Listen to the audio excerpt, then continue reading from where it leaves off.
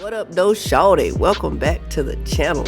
While you in here, hit that like, comment, subscribe, and notification bell so that you can be notified every time Cass McCoy uploads a new video. All right, let's get it. We are back with BMF, Season 3, Episode 6, Casualties of War. And there were a lot of casualties of last war. Really was. More casualties this episode as well.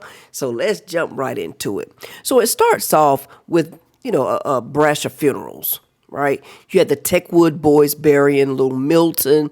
You had T burying the little homie from Detroit that went to Atlanta, got shot outside the club a couple episodes back.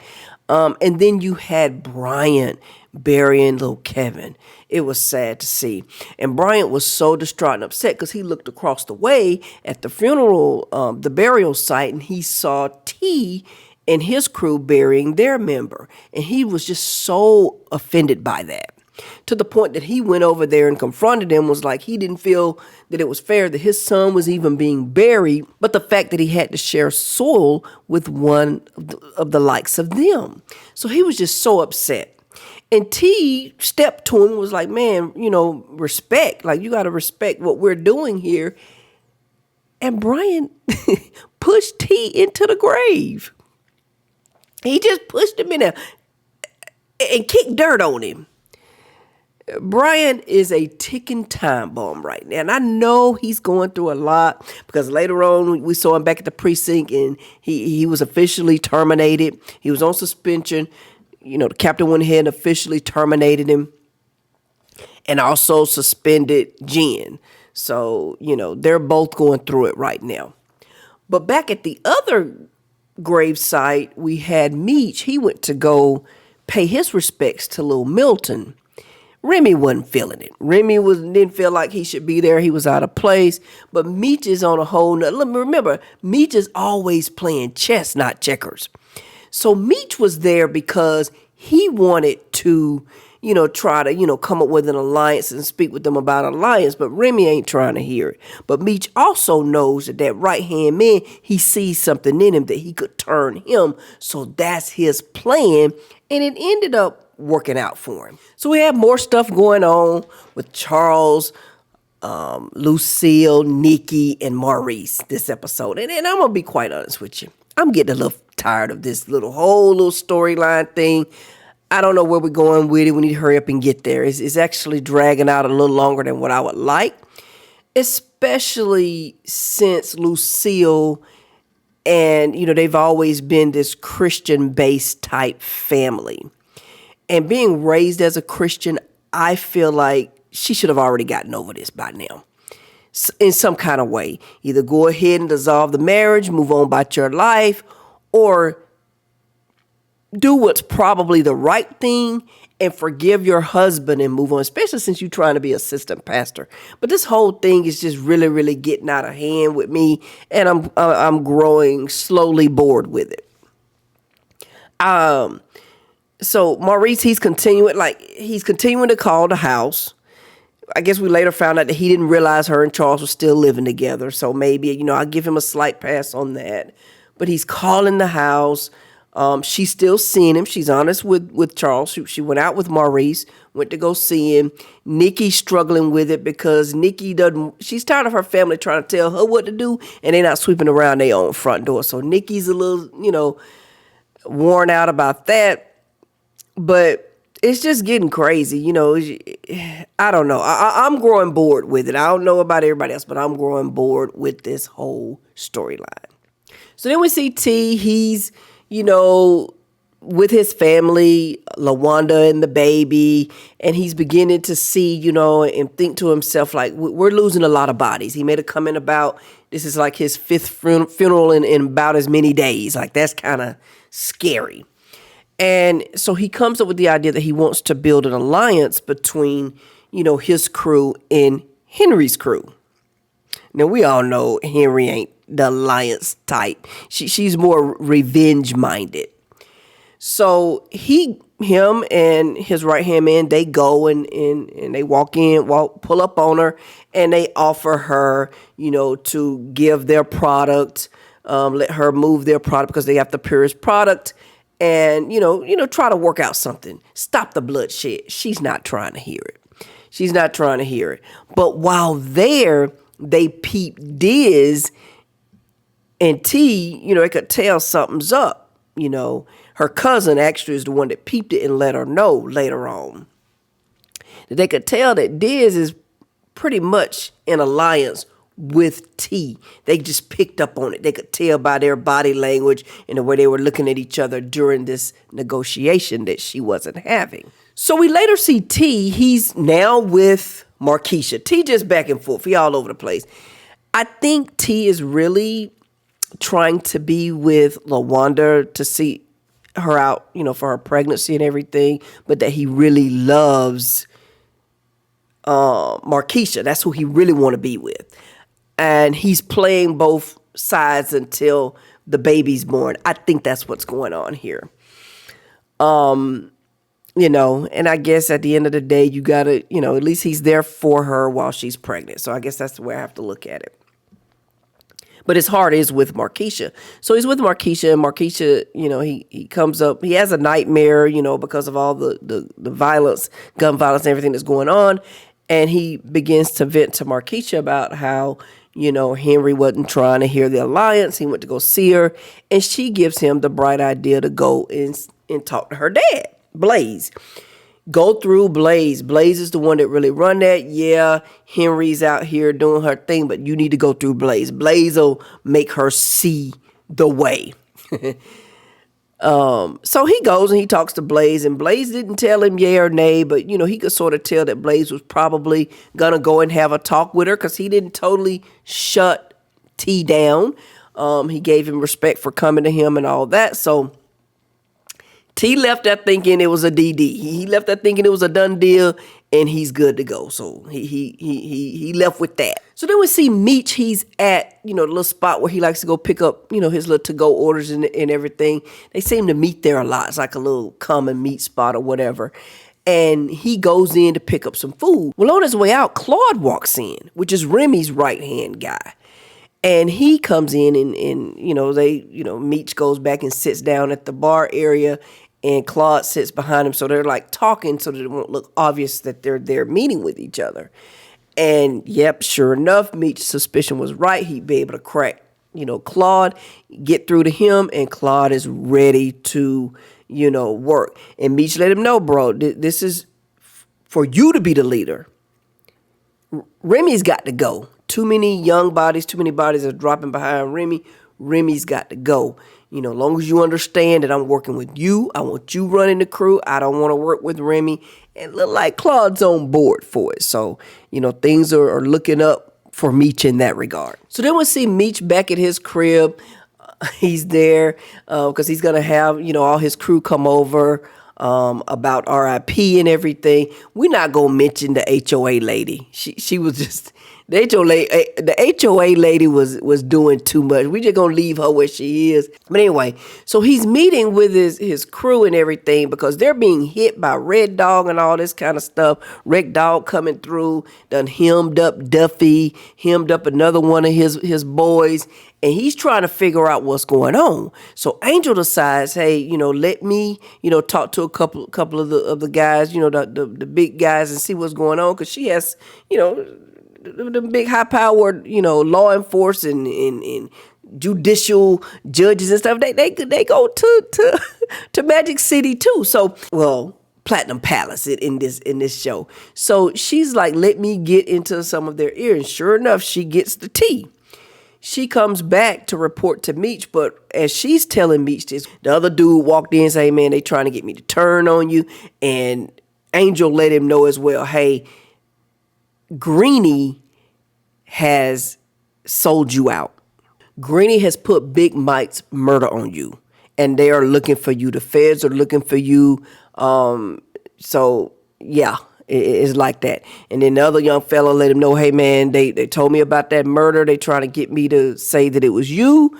So Meech had to make the decision to go into hiding. So he's meeting with his people. He's putting everything in place because he's going to have to go on a run for a little bit, go into hiding until he can figure out what's going on. And when he tells them that he's going to leave, Miss Angel here. She comes and she wants to go with him. He tells her, look, I can't take you with me. You'll be safe here. You know, he let her know she can stay at the house, all that. I'm going to take care of you. But we found out that my angel here is for the streets. Like, she told him, you know, hey, you can't expect me to be here when you come back to wait for you. I don't know what her deal is. Like, it tripped me out. Like, some women just like to have that power, that man around, maybe. I don't know. But she told him that, you know, hey, she said the wrong thing because she was like, Glock. I hear Glock pays well. Maybe some of, you know, the girls that she danced with, they mess with Glock and he's taking care of them. And Meech pretty much let her know, listen, you was never for me. For you to say something like that to me after everything that I've been through with Glock, you was never for me. You're definitely not loyal. So, yeah, you go, get your stuff, and get up out of here. So, I thought she was the one, but she's not the one. So we see Blaze, he's with his daughter, he's with Henry, he's talking to her. He's trying to rationalize her because he wants her to be the one to make the decision to join the alliance with T. You know, he don't want to step on her toes. He wants her to be the one to make that decision, and she's not having it. She's letting him know she's not having it. Listen, I wouldn't be... Henry gives me the vibes as if she would take out her own dad if it came down to it. So, you know, she wants that power that bad. And she tells him, you know, she's not going to do it pretty much. And he kind of like put his foot down like, boom, you're going to do it and walk off. But you can see the look on her face that she's not trying to hear that. Then we see Bryant. He's creeping through Henry's little, you know, shop where she hangs out. And he's got a gun. He's creeping through there because he's there to try to kill Henry. He's mad about his son, right? Because she pulled the protection from his son and did all that. So he's looking for her. And right when he get up to where he thinks he's about to, you know, do his due, her dad has a gun to his head. And a couple other guys, they got him, you know. Her dad told him, listen, man, I'm not going to allow you to put one in my daughter's chest. So they knew he was coming. They was ready for him. So that didn't happen. And then you later see him, he wake up, and they didn't kill him. I guess they know, you know, they're smarter than that. Henry would have. That's just how ruthless she is. She would have. But the dad being involved, they didn't kill him. You saw him like they had dropped him off somewhere out. I don't know where it was, but they dropped him off. He woke up and he was all right. So, but yeah, he went after her. Next, we see T and his crew. And T comes in and he's bearing gifts for his crew, everything they've been through, and you know, all the stuff they've gone through. He's giving them Pistons jackets, the Detroit Pistons jackets, like those starter jackets, they were popping back then. He gave them Pistons jackets and tickets to go see the Pistons. And Diz is there, and Diz is letting him know he's got him because T let him know, hey, we're going to have a lot of product coming through. Diz let him know, hey, I got you. You know, Diz is Team T. So it's just further showing that connection that Diz has with T, the loyalty that Diz has with T and not with Henry. So then we see T, he's out with Markeisha. He takes her to his restaurant for the first time. She'd never been there. And she wasn't impressed with it. She was like, I thought you was going to take me somewhere nice. I thought that was kind of interesting.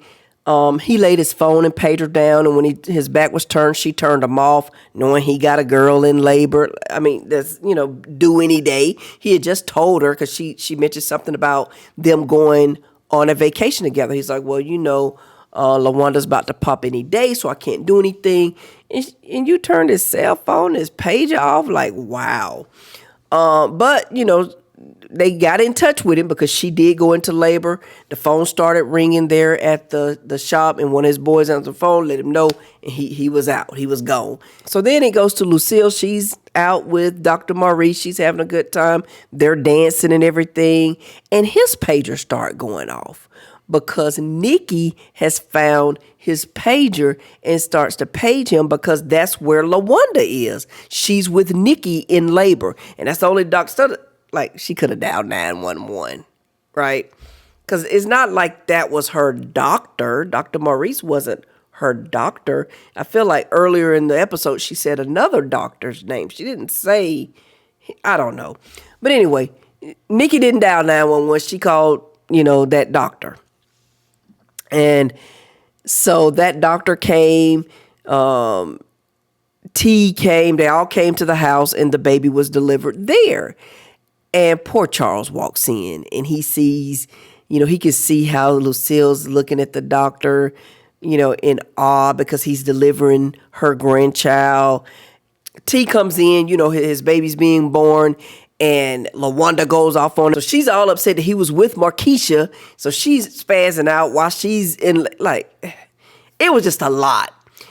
And Charles is standing back there, and Maurice tells T, son, not here. And that set Charles off. This ain't your son. And he grabbed him. It was crazy. It was just a whole bunch of, right? And I'm so over this. Maybe now that this baby's born, I don't know. Maybe now that, Charles saw how Lucille was looking at him, maybe Charles will move on. I'm just ready for this whole dynamic to end, because it's getting to be a bit much. So then the last scene of the episode, the flame throwing Henry has come out. First we see Diz. He's sitting there smoking. I guess they're at the arena. I don't know where they was at. Maybe they're getting ready to go into the game. I think they was getting ready to go into the game. Not sure. But he was out there. He had his jacket laying on the car, and on the hood of the vehicle, and he was up against the vehicle smoking, getting him his last smoke, literally. And you see her gearing up. She's putting, the flamethrower pack on her back and licking. You know how she is. She just extra. And she walks up and she lights him up. She lights him up with it. And, she feels disrespected because he was supposed to be working with her. And, I'm pretty sure she was able to put things together that he's the one that let T know about the drop that they took with the ambulance trucks and all that. And it's just, she got him. She threw that flame on him and got him. And it was just sad to see. And then she goes and gets the jacket and walks off with the jacket. So I'm pretty sure she's going to be sporting that jacket around just to mess with T, because she says she wanted to get him slow. She going to mess with him slow. So I don't know, but she took that starter jacket with her. But it was a really, really good episode. I was extremely disappointed about my Angel ain't no angel. Wow. I was disappointed about Angel. That was a big disappointment. She's for the streets, so it is what it is. But anyway, looking forward to the next episode. Don't forget to like, comment, and subscribe to the channel if you're new. And as always, stay safe and on to the next one. Peace.